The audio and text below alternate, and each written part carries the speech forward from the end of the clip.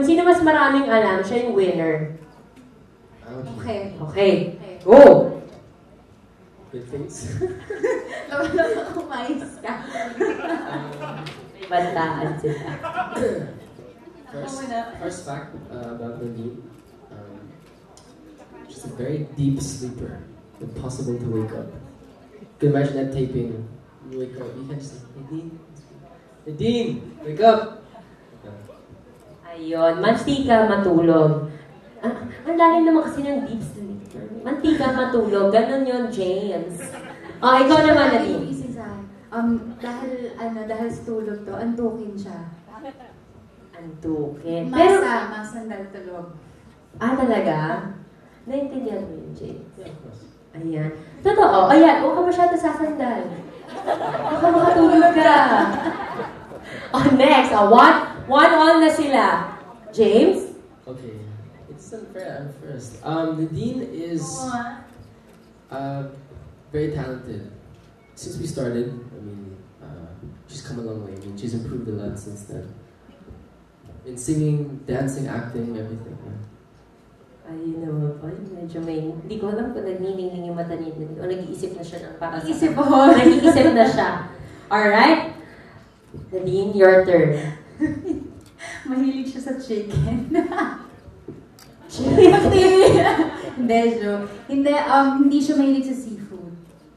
Totoo ba yun, Jay? Hindi siya mahilig sa seafood. Actually, depende. Yeah. Anong depende? Pag bibigyan kita ng shirt, ayaw mong kainin. Hindi, pagka yung shape ng fish talaga, like yung shape ganon, ayaw niya. Bakit? Alam mo rin ba kung bakit? +1 ka pag nasagot mo parang kung feeling bakit. daw kasi niya, ewan ko, ano waway? Di mo alam? I forgot! Wait lang. Parang di daw niya kayang kainin kasi ano ba? Ano ba yung sinabi mo dati? Fishy sila. Yun nga. Naawa daw siya? No, I just don't like eating Yung something. I can see the shape of the animal. yung shape ng animal. Like, I like the chun, but if it's sitting there in front of me with an apple in its mouth, I can't eat it. Dahan na ako sa apple, May name sa apple. No, it's when I see the apple, it's hard for me to eat. Ayan. So, ano ng score? 2 all? Okay, fine. Okay, next, James. I had something I forgot. It's right there. Nadine is OC. OC. Obsessive compulsive. Yes. She's very, especially with her Instagram. Mm-hmm. It has to be perfect, and she has a separate account to test out if it looks nice in her feed first before she'll put it on her real account. What is this other Instagram account? Secret. Secret. Payag mo kayo secret? Paano namin ma-check? Ikaw na nakaka-view nun. It's in private. Private siya. Well, that's interesting, May Sobrang, interesting. hindi ko alam sobrang kasi lang talaga. Okay lang yun. Ay, alam ni James yan, Alam niya kasi nakikita niya pag magpo-post ako. Is that your account? Sabi ko, yeah. Bakit ganyan followers konti? Ganun. Tatanungin niya, tapos explain ko sa kanya. Ayan Papadip ng padip yung kay James. Talagang hindi natin alam about Nadine. Now, your turn. Your third fact about James. He's a night person. You're a night person, not a morning person. Mas nocturnal siya. So, mas gising siya sa gabi, so umaga. Tulog lang. Tulog siya. Any reason for that, James? Vampire ka ba? No. No. Reason. But that brings me to my fourth fact. Nadine is a morning person. Yes. She's a morning person. In the morning, she's the one at taping.